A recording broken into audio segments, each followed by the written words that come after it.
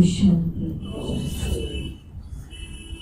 आज हम इस परमात्मा की बगिया में हमारे तीनों फरिश्तों का बहुत बहुत दिल से स्वागत करते हैं।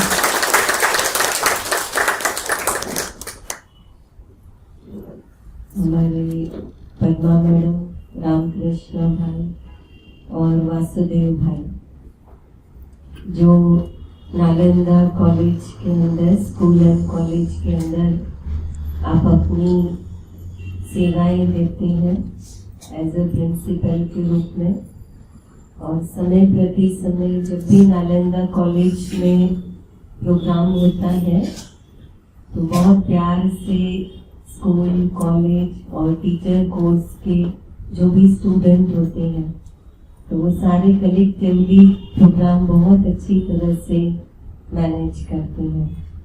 और हमेशा देखा गया है कि उनकी यूनिटी जो है वो एक देखकर बहुत अच्छा लगता है। हम जब भी जाते हैं तो संस्था के प्रति और ज्ञान के प्रति भी उनकी जो एक भावना है वो हमेशा प्रदर्शित होती है और खुशी होती है कि आजकल के समय के अंदर जहाँ बच्चे धीरे धीरे अपनी राह से भटकते जा रहे हैं अपने लक्ष्य से, और ऐसे समय के अंदर भी हमेशा हम देखते हैं कि वो बच्चों को कुछ ना कुछ बस अच्छा मिले, कुछ ना कुछ पॉजिटिव मिले, हमेशा इस तत्परता में वो रहती है।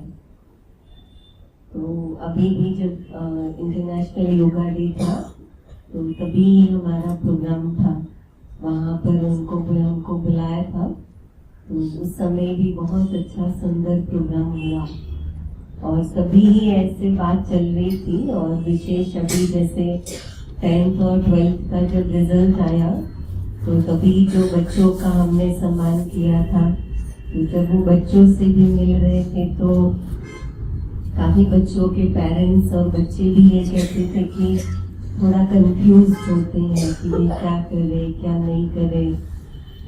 इवन पेरेंट्स भी थोड़ा सा, है ना, आजकल जैसे जैसे हम देखते हैं लॉकडाउन के बाद धीरे धीरे जैसे जैसे स्कूल कॉलेज खुलते जा रहे हैं तो उसके साथ साथ कुछ गवर्नमेंट नियम आदि भी चेंज होते रहते हैं।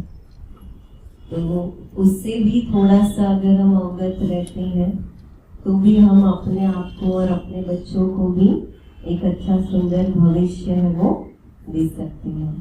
तो मुझे याद आता है जब भी मैं नालंदा जाती हूँ तो मुझे एक चीज़ ज़रूर याद आती है कि हम जब स्कूल में पढ़ते थे तो बस सीधा सीधा पढ़ते जाओ, एक क्लास पास किया दूसरे में जाओ, दूसरी पास किया तीसरे में जाओ, और ऐसे करते करते सिंपल ग्रेजुएशन हो जाए और पता भी नहीं चलता। और आजकल हम देखते हैं कि इतने सारे अलग अलग कोर्सेस हैं कि भाई 10th के बाद आप ये भी कर सकते हो, 12th के बाद ये भी कर सकते हो।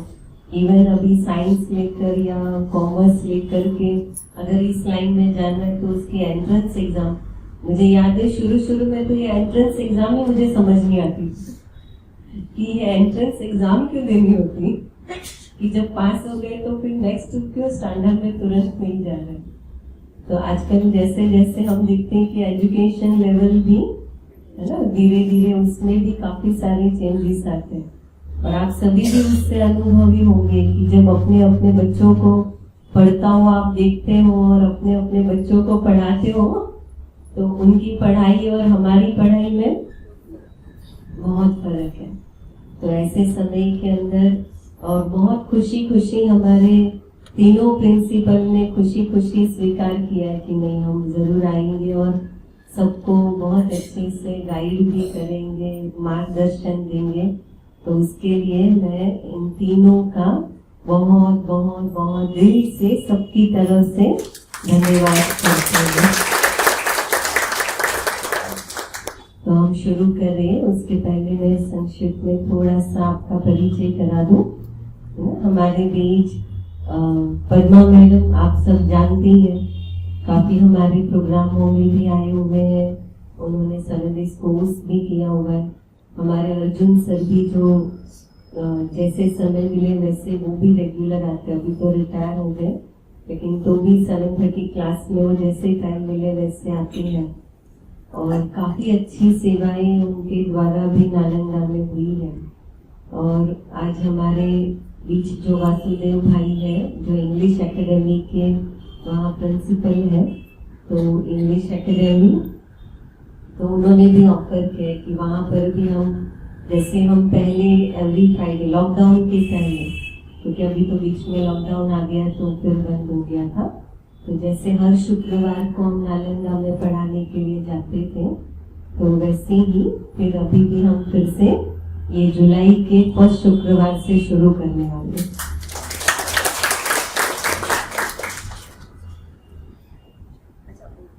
मोहन भाई, तो मोहन भाई, तो वो जो हम पढ़ाने जाते थे, तो अभी फिर से वो जो सेवाएं है वो सेवाएं भी स्टार्ट होगी। और खुशी की बात ये होती है कि जब भावना होती है तो वो भावना और भाव है ना, वो जरूर बच्चों तक पहुंचते हैं।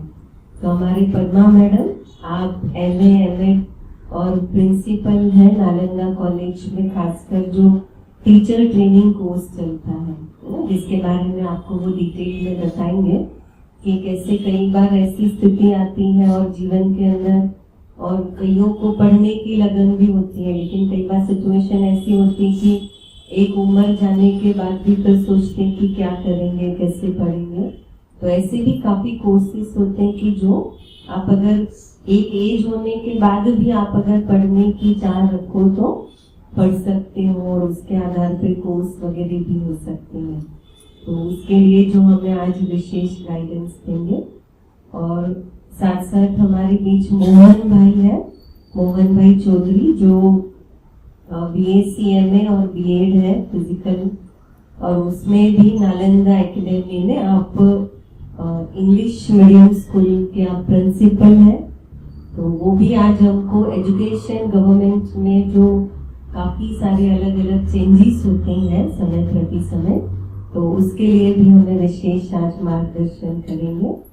और रामकृष्णा भाई, जो आप CA की पढ़ाई भी कर रहे, CA भी है, और साथ साथ डॉक्टर रामकृष्ण भाई धावड़े, जो MCOM है, MPhil है, FCA और PhD आपने की है क्वालिफिकेशन से, और साथ साथ नालंदा डिग्री कॉलेज में आप प्रिंसिपल के रूप में कार्यरत हैं। तो ऐसे हमारे तीनों प्रिंसिपल का हम बहुत बहुत तहे दिल से इस घर में स्वागत करते हैं, भगवान के घर में।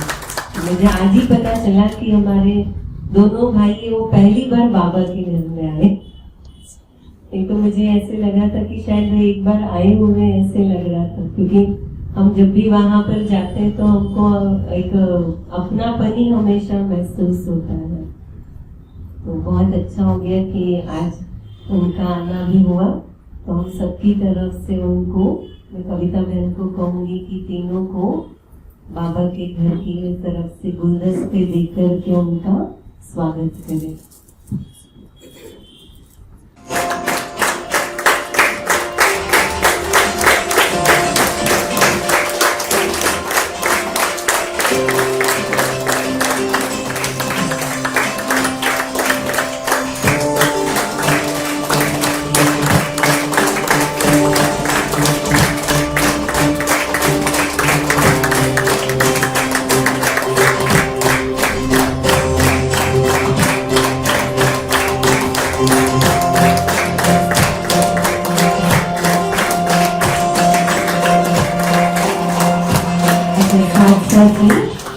मैं गोविंद भाई को निवेदन करती हूँ कि हमारे मोहन भाई, उनका आप शॉल श्रीफल पहनाते हुए उनका सम्मान करेंगे।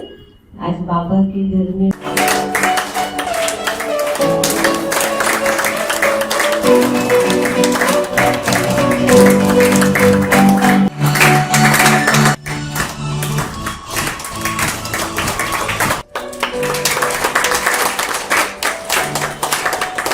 लोगों को कुछ डाउट है, कुछ पूछना है ना, स्पेशली हमारे अगर जो यूथ बैठे हैं, बच्चे बैठे हैं, उनको भी अगर कुछ पूछना हो तो वो भी आप अपने बच्चों के लिए भी पूछ सकते हैं।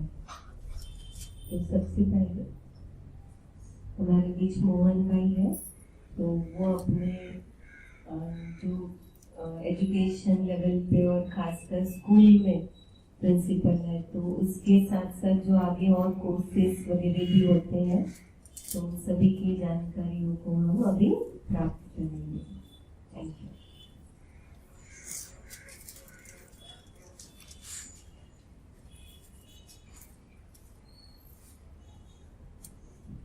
ओम Shanti. Good evening all of you. मैं mister Mohan Vasudev Chaudhary, principal of Nalanda academy, जो कि केजी से लेके पीजी तक हमारा जो स्कूल है, कॉलेज है, कैंपस है, जिसमें 5 फैकल्टीज है। जो स्कूल है नर्सरी से लेके स्टार्ट होता है, 10 तक मेरे पास रहता है। उसके बाद जूनियर कॉलेज, जिसमें हमारी कॉमर्स कॉलेज है, साइंस कॉलेज है। उसके बाद 12 के बाद है डीएड कॉलेज, जो टीचर ट्रेनिंग कोर्स होता है।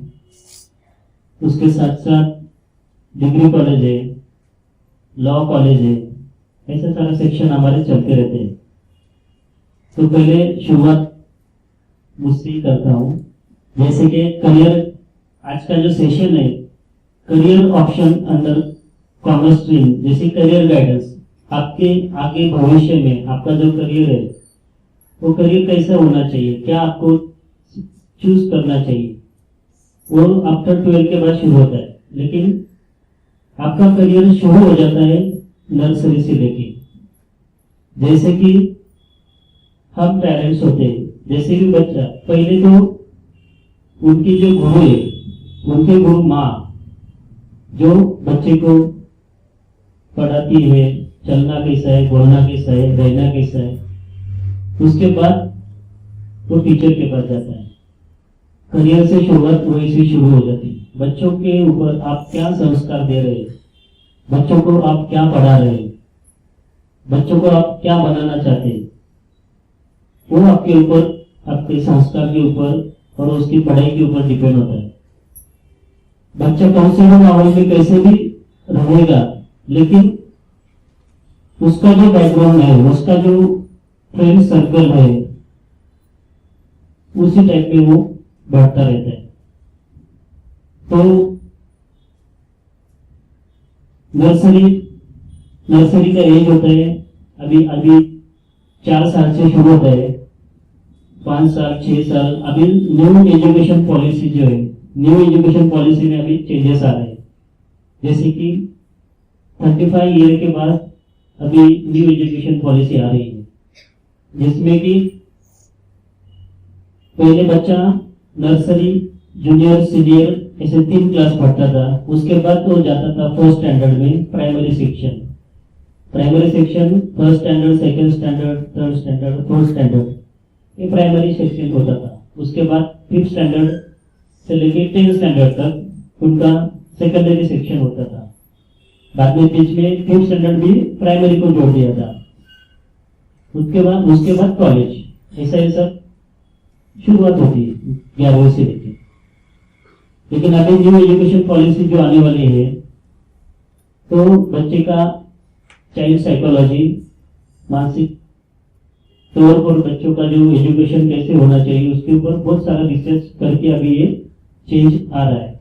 जो कि बच्चों का जो एजुकेशन है, उनकी जो लैंग्वेज है, घर पे जो बोली भाषा जिसको हम बोलते जाते हैं, तो उसमें उसका होगा, तो वो ज्यादा कैप्चर करता है, ज्यादा पढ़ता है। ऐसा एक हो रहा है। जैसे कि बच्चा अगर इंग्लिश मीडियम स्कूल में है, लेकिन घर का माहौल पूरा मराठी रहेगा, हिंदी रहेगा, जो भी ये कुछ रहेगा, तो बच्चे के ऊपर जो बेसिक थिंग्स है, जो बेसिक जो उनको ये होना चाहिए, वो उसको मिलता नहीं। तो ऐसा एक चेंजेस आने वाले हैं, जो कि 5 साल का एक नर्सरी, जूनियर, सीनियर, उसके साथ साथ 1st स्टैंडर्ड और 2nd स्टैंडर्ड, ऐसे 5 साल एक साथ हो जाएंगे। 5 साल के बाद फिर हो जाएगा सेकंड स्टैंडर्ड, थर्ड स्टैंडर्ड में, थर्ड, फोर्थ और फिफ्थ स्टैंडर्ड। ये 3 साल का कोर्स रहेगा प्री एजुकेशन।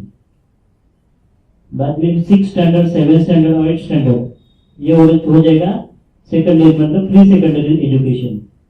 उसके बाद जो 4 साल है, अभी 10 का बोर्ड है, बाद में 10 स्टैंडर्ड का बोर्ड निकलने जाने वाला है। डायरेक्ट आपका 12 स्टैंडर्ड का बोर्ड एग्जाम रहेगा। वो भी डायरेक्ट 12 स्टैंडर्ड नहीं रहेगा, जो आपकी शुरुआत हो जाएगी 9 स्टैंडर्ड से।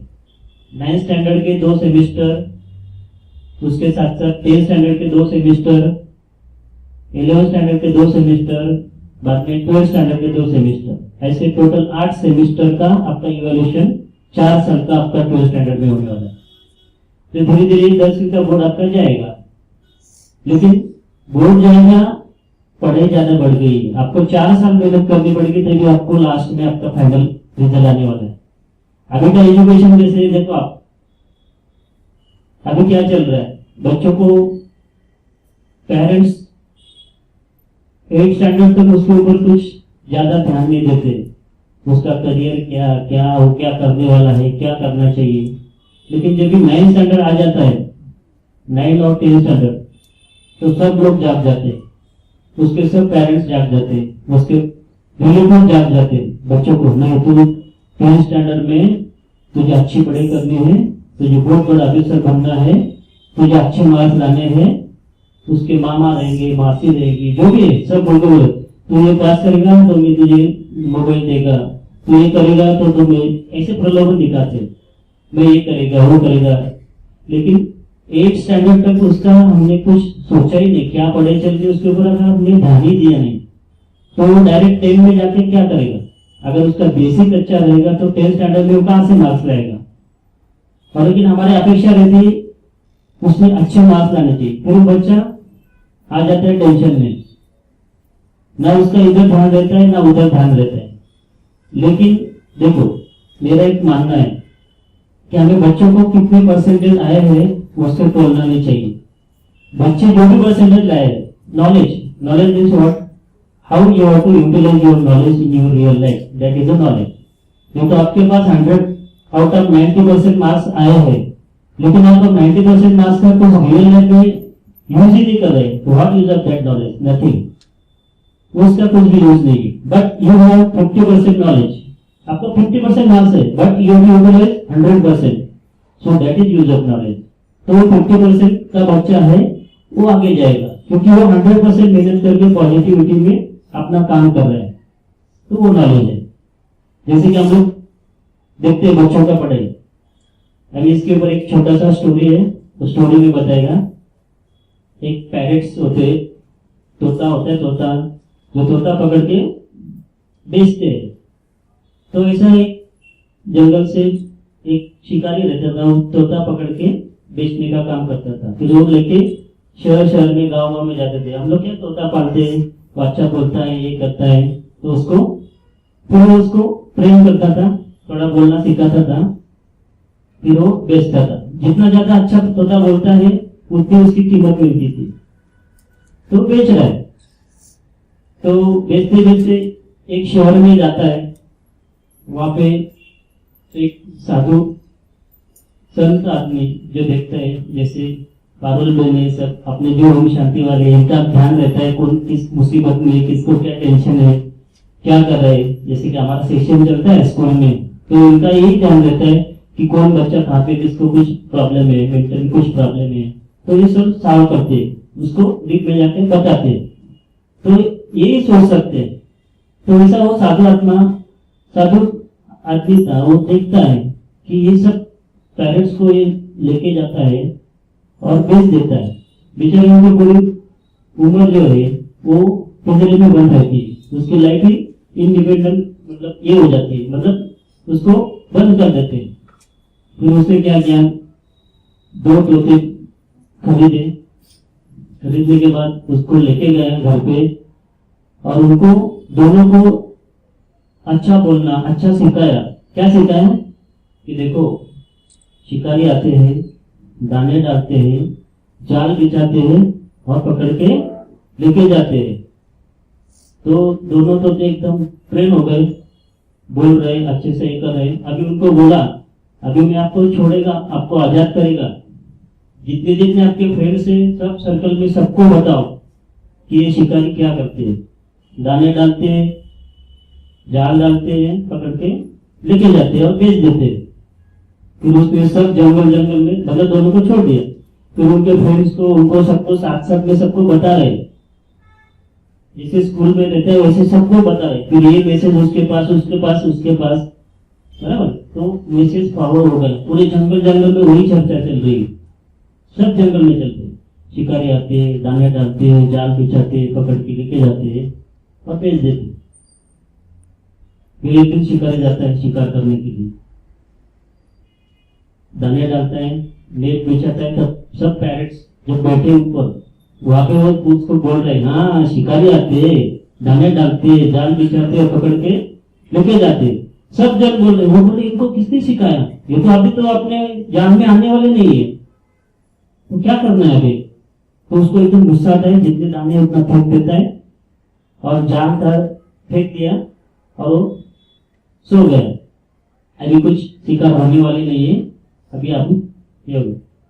फिर वो पेरेंट्स आते हैं, देखते हैं उसको, जो सोता है तभी भी बोलते हैं हाँ शिकारी आते हैं, दाने डालते हैं, जाल बिछाते हैं, पकड़ के लेके जाते। फिर वो आते हैं, खाते हैं, जाल में फंस जाते हैं, तो वो फंसते भी बोल रहे शिकारी आते, दाने डालते, जाल बिछाते, पकड़ के लेके जाते। फिर वो नींद से जब जागा, जब उसने देखा कि उस दिन उसकी जो शिकार थी 10-15 पैरेट्स आते थे, लेकिन उस दिन उसको ज्यादा शिकार मिला। तभी वो शिकार होने के बाद भी पकड़े गए, जाल मतलब पिंजरे में बंद हो गए, तो वो वहां पे बोल रहे शिकारी आते, दाने डालते। मतलब ये नॉलेज आपको नॉलेज है, पता है क्या सही है क्या गलत है, आपको बताया गया है कि हमें हमारे लाइफ में ऐसा होता है, पता होने के बावजूद भी वो क्या हो गए, फंस गए। तो ऐसा है एजुकेशन होता है। जैसे बच्चों को 90% मार्क्स है, हम लोग एजुकेशन किस लिए लेते हैं, मार्क्स अच्छा है चाहिए, कंपटीशन है, तो ये नहीं रियल लाइफ है जो आप कैसे जीते हैं, that is the real life. कैसे जीते हैं और क्या जीते हैं, लाइफ में हमें क्या करना चाहिए, ये नॉलेज होनी चाहिए, that is the knowledge. Okay, तो ऐसे 10 के बाद जो भी कोर्सेस होते हैं, वो कोर्सेस वगैरह जो भी है तो डिटेल में आपको हमारे दावड़े सर है वो बताएंगे। Thank you.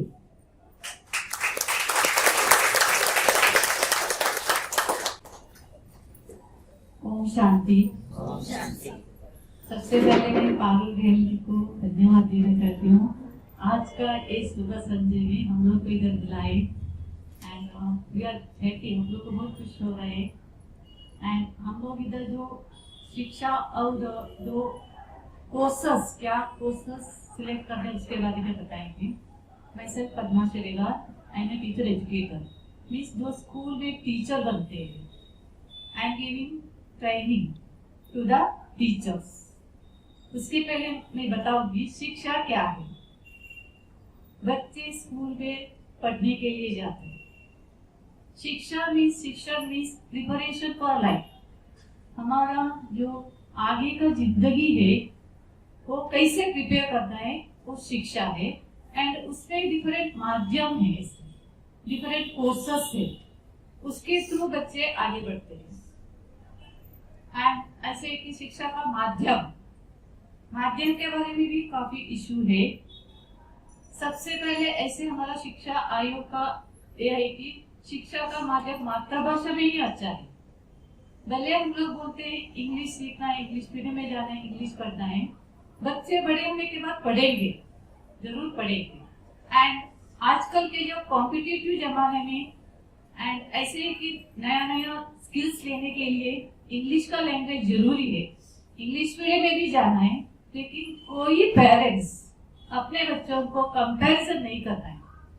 मेरा बेटा अच्छा है, नहीं तो मेरा बेटा इतना मार्क्स नहीं लेकर आया, उसको आया, इसका इतना नहीं है, और ऐसे उसको इंग्लिश मीडियम में जा रहे हैं, मेरा बच्चा हिंदी मीडियम में जा रहे हैं, नहीं तो मराठी मीडियम में जा रहे हैं। ऐसी फीलिंग कभी नहीं करना है, क्योंकि एवरी बच्चे, सब बच्चे बाय बर्थ वो स्किल लेके आते हैं, उनके पास स्किल रहता ही है।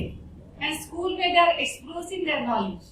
स्कूल इज ए प्लेस, उधर वो अपना जो नॉलेज दिखाने के लिए ऐसे प्लेस मिलता है। ऐसे नहीं होगा तो भी बच्चे ऐसे मास्टर ही बन जाते हैं। एंड गिविंग एग्जाम्पल, जो पेंटर है, जो कोर्सेस करते हैं उनसे भी अच्छा, जो विदाउट कोर्स करते हैं इतने अच्छे ड्राइंग करते हैं। And in the same way दो सिंगर्स से आप लोग भी इसे सुना रहेगा ट्रेन में। एंड इधर तो मैं देखती हूँ ऐसे इधर सिग्नल पे इतने सारे ऐसे इतने अच्छे से गाना गाते, they don't have any skill, उन्होंने कभी किधर ट्रेनिंग नहीं किया। वो क्या है, उनके पास स्किल है। फिर सब बच्चे के पास स्किल है। जैसे स्कूल में जाते हैं ऐसे कई बच्चे ऐसे मिसबिहेवियर रहेगा, कई बच्चे को ऐसे कि मैथ्स हार्ड रहेगा। ये तो मैं जनरली मैं देख रही हूँ इसे स्कूल में। कई बच्चे को इतने भी बताओ मैथ्स समझ में आता ही नहीं, क्योंकि उसको वो ग्रास्पिंग पावर कम होता है। एंड उसके लिए क्या है ना, उसको फोर्स नहीं करना है। एंड जो कोर्स का सिलेक्शन है, मीन्स 10वीं के बाद क्या करना है, 12वीं के बाद क्या करना है, this is one of the big issue even for parents and student. बच्चों के लिए भी है और पेरेंट्स के लिए भी है। एंड वो इंजीनियर बना, मेरा बेटा भी इंजीनियर बनना है, ऐसे इमेजिनेशन कभी नहीं करना। हमारा बच्चे का जो स्किल है हम लोग पहले पूछना है। उनको जो पढ़ना हो इंटरेस्ट होता है उसी में उसको डालना है, फोर्स नहीं करना है। एंड हम लोग फोर्स करेंगे इतना ऐसे फीस भी डालेंगे, बच्चे पढ़ाई नहीं करेंगे क्योंकि बच्चे को इंटरेस्ट नहीं है। फिर बहुत बच्चे भी उनका आगे का कैरियर में प्रॉब्लम होता है। इवन पेरेंट्स भी इससे सफर होते हैं, मैंने इस पे क्यों डाला, बाद में वालों को सफर होता है। इसलिए यू गिव चांस, उनको चांस दीजिए, बताइए आपको जो करना है। एंड 10वीं के बाद ऐसे कि आगे का नया नया कोर्सेस से, साइंस आर्ट्स कॉमर्स तो है, उसके साथ ऐसे डिप्लोमा कोर्सेस से, टेक्निकल कोर्सेस से एंड अदर ऐसे नवे डेज ऐसे फैशन डिजाइनिंग, नए कोर्सेस से, टेलरिंग एंड एनी कोर्स में आप जाके ना मास्टर ही बन सकते हैं। ऐसे डॉक्टर इंजीनियर बन के ही ऐसे प्रेस्टिजियस कराने, आगे आना है, कमाना, ऐसे नहीं है। एनी स्किल में हमारे पास स्किल रहेगा तो वी विल बिकम मास्टर। लेकिन जो स्किल में, वही स्किल में जाने, वो बहुत इंपॉर्टेंट है। एंड जो 12वीं के बाद, ये तो बहुत बड़ा इशू है।